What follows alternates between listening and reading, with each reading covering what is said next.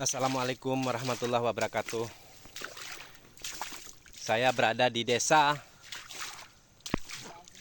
Blangsenong, ya, Kecamatan Pantai Bidari. Inilah kondisinya. Saya jauh-jauh datang dari Riau karena di sini belum ada relawan yang masuk.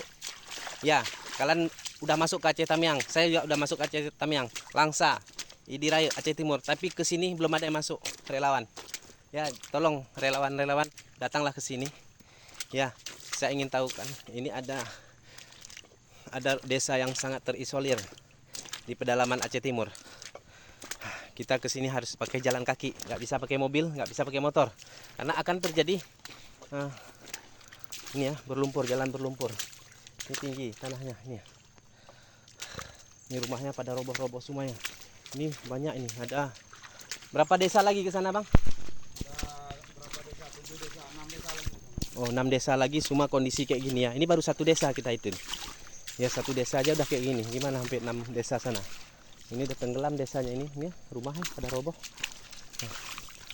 Ya, ini ya, pohon. Oh. Nih, lihat nih. Tinggi airnya semana.